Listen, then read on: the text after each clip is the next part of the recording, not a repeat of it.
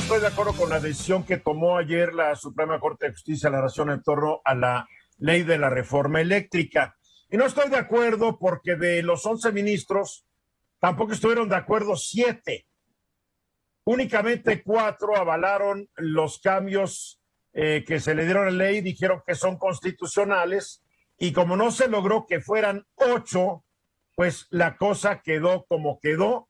Muy sospechoso que el ministro Gutiérrez Ortiz Mena, como que a la hora de la hora, cambiara de opinión. Pero en fin, así es esto, y así como cuando festejamos que la Corte determine asuntos que sí nos gustan sus decisiones, pues tenemos que aceptar cuando no nos gustan, y así es, y no nos gusta, pero esa es la ley, y es la ley suprema, y la interpretación suprema de la ley en este país está en manos de la Suprema Corte de Justicia de la Nación, Venus. Así es, Eduardo. Yo tampoco estoy de acuerdo. Fíjate, quiero dejar muy en claro para el auditorio en qué consiste esta sentencia, porque ayer y hoy mismo el presidente López Obrador y muchos morenistas hablaban ya de un triunfo histórico y de un día histórico, el 7 de abril. No es cierto, no es cierto. Y yo creo que no, yo creo que están siendo demasiado optimistas. Fíjate, el efecto de una declaración de inconstitucionalidad es la invalidez total de la ley. No se logró. Esto no quiere decir que lo que contiene la ley no sea inconstitucional. Tan es así que 7 de 11 ministros así lo consideran. Esto quiere decir que la ley seguirá siendo vigente, seguirá imperando, pero quien se considera afectado, y va a haber muchos afectados porque ya dijo el presidente esta mañana que van a cancelar contratos y van a retirar permisos y van a replantar una serie de cosas. Tampoco pueden. No significa que no puedan estos afectados promover amparos. Y en un momento dado que los jueces que resuelvan esos amparos van a tener la libertad de seguir o no los criterios de esta sentencia de acción de inconstitucionalidad.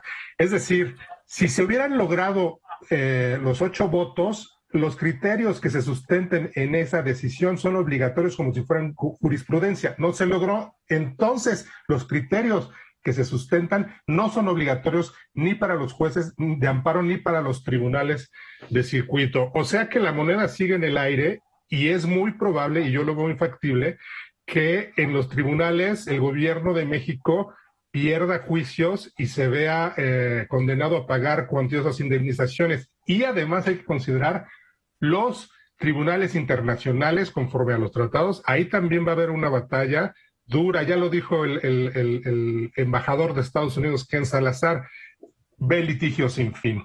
Así que yo no sería tan triunfalista como los morenistas en este caso, y me iría más con cuidado. Bernardino. Sí, sin duda no es ningún triunfo, Eduardo, siempre que se presente una acción de inconstitucionalidad, como bien lo ha comentado Venus, es en contra de toda la ley, en este caso la invalidez, ¿no? Pero hay algo muy particular que ayer por lo menos 7 de los ministros han hecho notar, y creo que así lo van a hacer notar en ese sentido, los votos particulares. Tú puedes en su momento determinado, inclusive como ministro sí votas, pero pierdes la mayoría en ese contexto que se necesitaban 8 ministros, pero cada ministro puede hacer sus puntos de vista en particular. Y esos puntos de vista en particular, Eduardo, son muy relevantes en un momento determinado cuando se metan los amparos. Claro. Aquel que se ampare va a decir, me sujeto al voto particular del ministro fulano de tal. Y con base en eso se concede el amparo. Y ahí van a venir muchas suspensiones de esos artículos de esa ley, de las personas que se amparan en ese sentido, y muy probablemente que lo gane, ¿no? O sea que el festejo del presidente y sus acólitos es como el festejo cuando se inauguró un aeropuerto que no estaba terminado. Una cosa es decirle al público, ya se terminó el aeropuerto, cuando no está terminado. Otra cosa es decirle, ya ganamos, cuando no han ganado. Efectivamente, porque dentro de nuestra defensa que tenemos nosotros como ciudadanos contra los actos de autoridad, hay por lo menos ahorita, en este caso, 2 medios de control constitucional. Uno es la acción de inconstitucionalidad. Eso ya está decidido en ese. Esa la presentaron los legisladores de oposición. Efectivamente, ellos tienen esa facultad para, obviamente, decir que son inconstitucionales esas leyes o esos artículos. Y la otra es el juicio de amparo.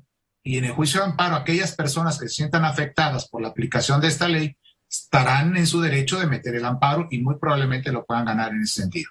Y cuando lo ganan le cobran al gobierno los costos de todo el juicio, si no me equivoco, ¿no? Sí, Eduardo, pero muchas veces habría que valorar porque el gobierno puede decir que no tiene el presupuesto para pagar, ¿no? A ver, aquí ahí en esa parte, porque puede haber una ejecución de sentencia y puede haber sanciones para el que no pague.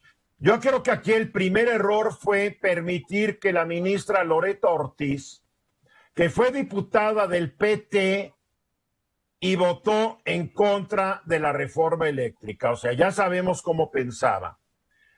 Es López Obradorista, es una López Obradorista, no necesita que lo declare o no, fue diputada del PT apoyando a López Obrador.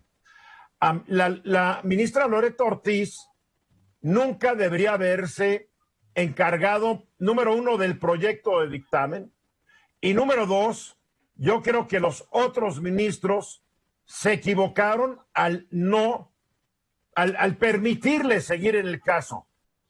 La deberían haber recusado y hubieran dicho, lo sentimos, tú no puedes participar y tampoco hacer el dictamen. ¿Qué pasó ahí? ¿Por qué se marearon o qué les pasó? No sé, Eduardo, pero finalmente cuando hay un conflicto de interés de esta naturaleza, por ejemplo, que anteriormente tenías un cargo en el que hoy actualmente vas a resolver, la ética profesional en esa parte te obliga, y la ley además te obliga a decir que te debes de excusar sobre ese asunto porque puede haber un conflicto de interés. Entonces, ¿qué se dice? Excusar, te haces a un lado, tú no participas en la discusión y en la votación, y los otros ministros que no tienen ese conflicto de interés entran a la discusión. Pues doña Loreta no fue excusada. Mónica. Bueno, aquí creo que se ganó muy, entre comillas, una batalla discursiva de cara a la votación del domingo. Creo que esto hay que ligarlo en términos analíticos. Ahora, quieren influir para que la consulta, quienes participen, pues lo hagan a favor de López Obrador, viendo que tiene muchos logros, incluso la convalidación de la Corte. Por ahí veo el asunto. Ahora, con respecto a Loreto Ortiz, sí tenía conflicto de interés, esto es claro, pero también hay que tomar en consideración todo el cabildeo que un día antes hizo Adán Augusto López con los ministros. Y ahí pero que tiene todo el derecho de hacerlo. Claro, el cabildeo no es extraño, o sea, era normal. Claro. A ver, Juan. ¿Pero qué, Mónica? Me sorprende la actitud festiva. A ver, perdóname, Juan, ¿pero qué, Mónica? Creo que ahí el objetivo era el ministro Gutiérrez Ortiz Mena. Ese era el verdadero interés de Adán Augusto. Los demás eran claros, los tres que votaron a favor. Y si lo convenció, pues lo convenció, también vale, hay que decirlo, ¿no? Que no estemos de acuerdo. Yo no estoy de acuerdo, pero pues sí. Me sorprendió la actitud festiva del presidente, como bien dices, señalando el gran logro que se obtuvo en términos de Estado de Derecho, porque él lo señala como un logro del Estado de Derecho en este país y entonces lo reconoce como tal. Es curioso, un voto pudo haber hecho la diferencia para acabar acusando a la Corte de que defendía los intereses de los particulares contra los intereses de los... Es política, Juan, ¿qué esperas? No hay duda. Son políticos. Venus, para concluir. Voy a decir una sutileza. La ley sigue siendo inconstitucional. El hecho de que no se declaró la inconstitucionalidad lo único que provoca es que no alcanzó su invalidez. O sea, la ley está ahí, pero todas esas disposiciones van a ser combatidas en amparos y es muy probable que el gobierno mexicano siga perdiendo, lo cual va a probar que sí era inconstitucional. Pero son esas sutilezas del derecho y son esas sutilezas de esta figura de la acción de inconstitucionalidad. ¿No deberían ser estas cosas por mayoría de votos? ¿Por qué tienen que ser 8 de 11 y no 6 de 11? Pues sí, habría que replantearse eso también.